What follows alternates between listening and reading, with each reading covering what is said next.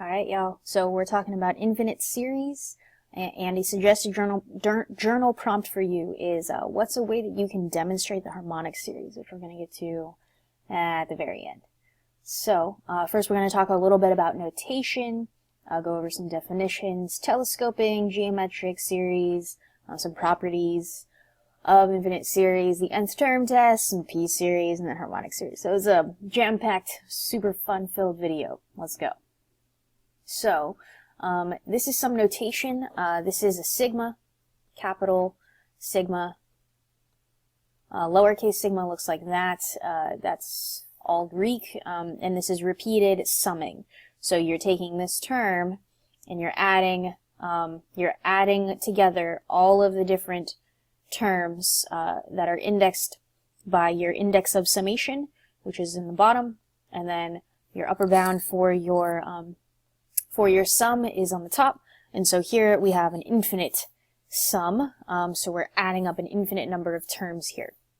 You might also see capital pi, that's a repeated multiplication, and so like something like a n factorial you could get from capital pi, where n is 1 until whatever number you want to find, like k. So k factorial would be this repeated multiplication with starting at 1 and going to k. So there's some notation and some definitions. So we have the convergent and divergent series. So convergence and divergence strikes again. We have an infinite series.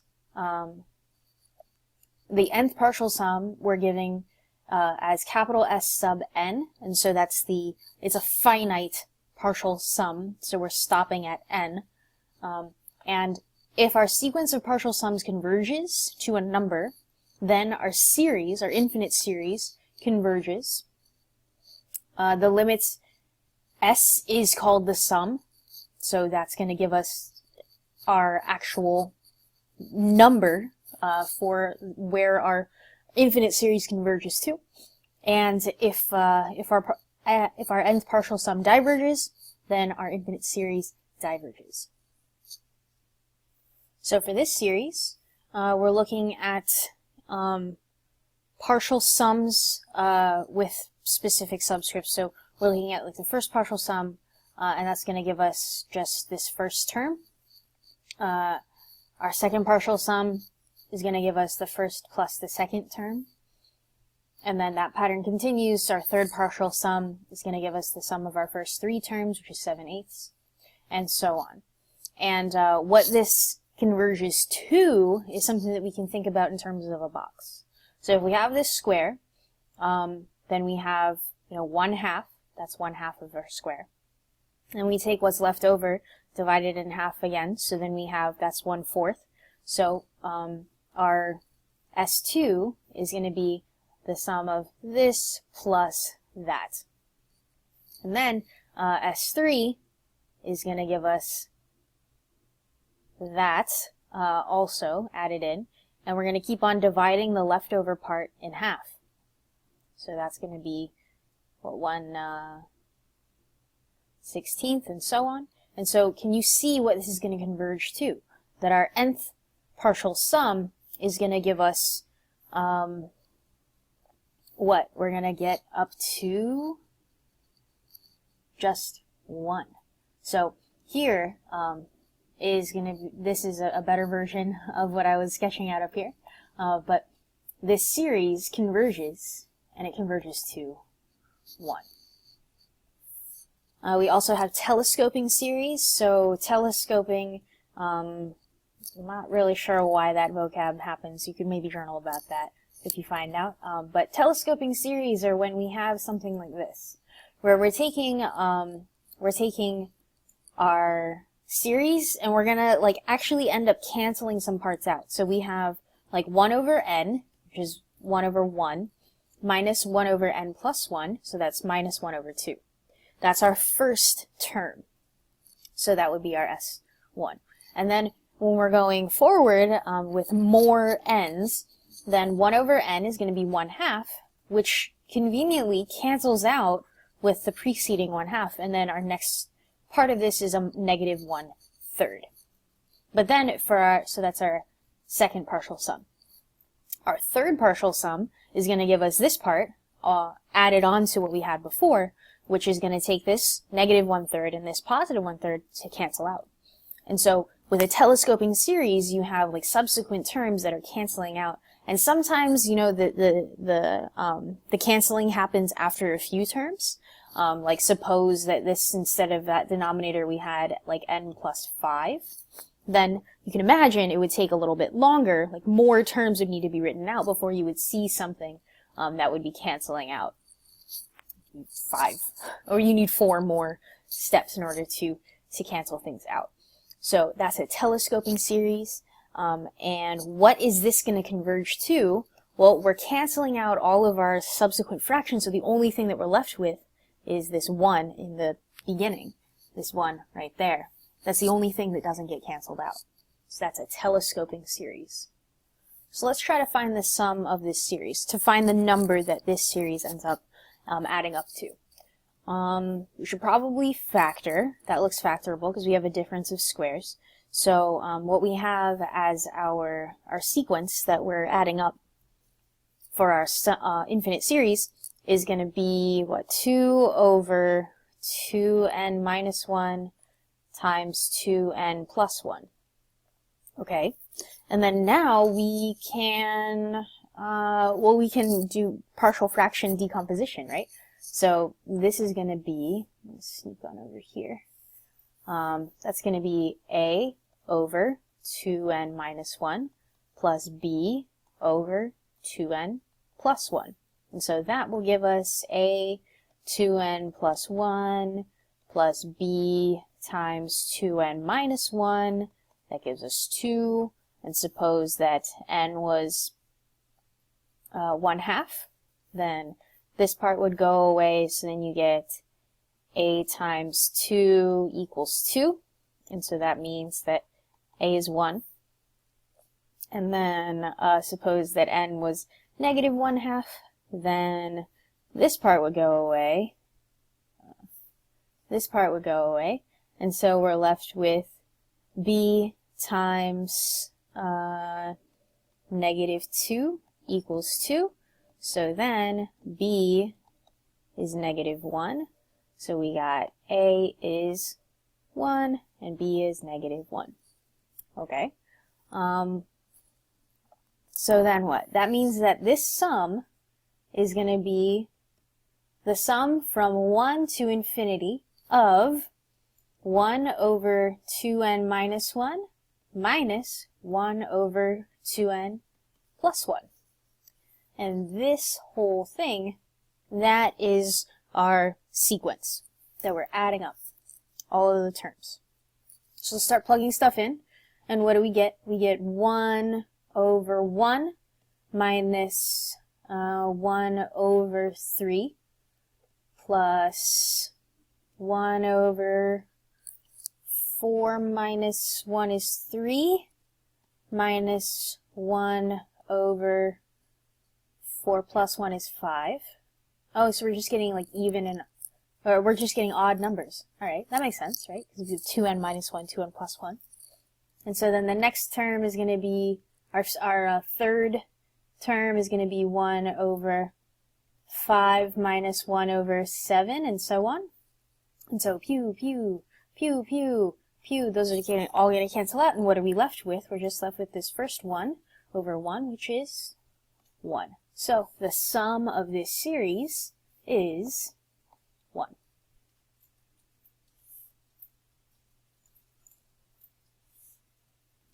Another kind of series, and you might have seen it before because there's like arithmetic and geometric series. So geometric series, this is one other kind of special series, and well, we actually looked at this earlier where we were looking at the sum of 1 over 2 to the n power, and we're going from 1 to infinity. Right? If you're starting, and so this we found was 1. If we're starting our index at 0, though, then we need to, we just need to take away what that 0th term would be, just to switch our index. Because that's kind of like, that's part of the tricky part about series, is thinking indexes. And if you have more like computer sciencey experience, then that might be helpful because you think about indexes a lot, for like for loops and stuff like that. And if you don't have computer programming experience yet, then I strongly recommend you do a little bit, just because it's helpful to be a little dangerous in terms of the being able to do a little bit of programming. Don't go crazy though if you're don't stress out about it too much, but it is good, it's helpful. So we have convergence of our geometric series, where we see that this ratio r in here that we're raising to the nth power, that's going to determine if our series converges or diverges. So the series will diverge if this r is 1 or more than 1, because that means that our subsequent terms are getting bigger. They're not getting smaller. They're either staying the same, because we have 1 that we're adding up, and so like just adding up an infinite number of 1s is going to give us infinity, or anything greater than that, still going to get a divergent series. But if we have the absolute value of our r, our ratio that we have r, is between 0 and 1, that means that our subsequent terms in our sequence, and thus hopefully our that makes sense that it also makes our partial sums have smaller and smaller things that are getting added to it. And so we actually know, and the nice thing about geometric series is we find exactly what that converges to, and that's going to be a, which is the number that you're multiplying by in the front, that you're not raising to the power, divided by 1 over r, where r is what you're raising to the nth power. So this that we were looking at before, it was kind of sneakily disguised because it was 1 over 2 to the n, and we're looking at the sum there. But if you remember exponent properties, these two are the same thing, because raising 1 to the nth power, that doesn't change anything. So these two series are equivalent. That it's okay. So in light of that, what is this? Is this a geometric series? Yes. And where are we? What are we multiplying by? What's a? A is 3. And what's r? R is 1 over 2. So this is going to be a over 1 minus r, and our index is starting at 0, so we're happy about that. Because if it wasn't starting at 0, then we would need to do this, but then shift it down by our 0th term. And so what is that going to be? 3 over 1 minus 1/2. 3 over 1/2, which is 6. So our geometric series, it converges because r is, the absolute value of r is less than 1 and greater than 0. And we know that it converges to 6. So some properties, we know that we have numbers. When we have convergence, we have numbers. And so scalar multiplication works the way that we think it will, because when you're taking a c and then you're adding c times your sequence every time, then you can just factor out the c. This factoring still works. And then when we're looking at numbers and we're adding them together, well, the commutative property of addition allows us to change the order of what we're doing. So we can rewrite that as our sum of our a terms plus our sum of our b terms. And so that's where this a plus b comes from. And then similarly, we have our sum of our a sub n terms minus the sum of our b sub n terms. And that's going to give us a minus b. So scalar multiplication, addition, and subtraction work as we think they will because we're working with numbers. And so limits are back again. If we know that our series, our infinite series converges, then we know that the limit, or the number that our terms go to, is going to be 0. because in order to get a number as what our infinite series converges to, we need to be adding an infinitely small thing every time up and through the infinity end behavior of what we're doing. So this is like super helpful that if we know that this converges, then we know that our limit is 0. But you might be thinking, well, why isn't this an if and only if? Well, if you think about the limit as n approaches infinity of a sub n equaling 0, what does that imply? And that actually might not be super helpful. It could inform you a little bit about like, oh, this might diverge, but this also might converge. But this is not an if and only if. Not an if and only if statement. So we only get that if our infinite series converges, then our limit's going to go to 0 for our sequence. However, we do know that if our limit of our sequence terms doesn't go to 0, if it's anything greater than 0 or less than 0, then our infinite series diverges, because what we're adding together is going to be like positive or negative numbers, and so that's going to give us a non-finite number for what our infinite series adds up to. Because even if you take a very small number like -1, and you just add -1 again and again, what are you going to end up with? Negative infinity, right? And that's going to give you a divergent series. So the question is, do these series converge or diverge? So pause the video, think about it, and then we'll talk about it. So for this one, limit as n approaches infinity of n factorial over 2n factorial plus 1. What's happening in this n behavior? Well, the n factorial and the n factorial in the denominator, these are effectively going to be pretty much like the same thing, but in the denominator we're doubling it, so our limit is going to be 1/2. Thus, that's not 0, so this one diverges. How about this?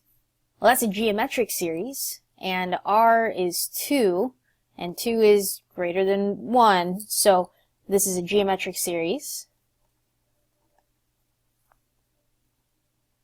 and it diverges. What about this one?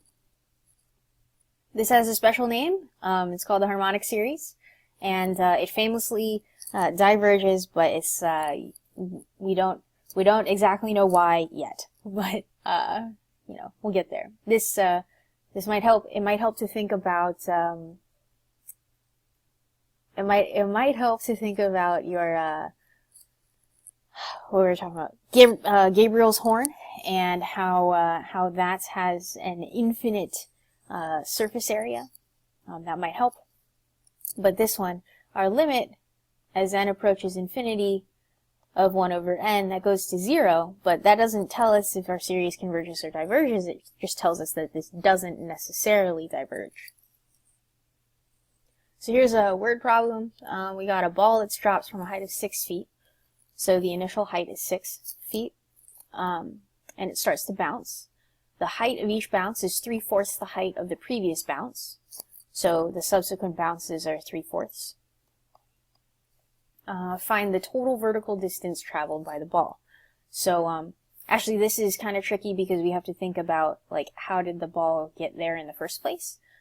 So we're actually looking at a geometric series where we have 12 because that's the up and the down part, and then we'll just need to take away that first 6 of where we're dropping the ball from. And then we're starting at, what should our index start at? Well, we should start at 0 and go to infinity for the infinite number of bounces that we're going to. And the index is starting at 0 because if we plug in 0 here, then we'll end up with just 6 because that's the initial drop, right? Yeah. So, geometric series, right? So then we can get 12 over 1 minus 3/4 is going to be this, and then minus 6. So what does that get us? 12 over 1/4 minus 6. I think that's 48 minus 6, or 42. And what is this total vertical distance in feet?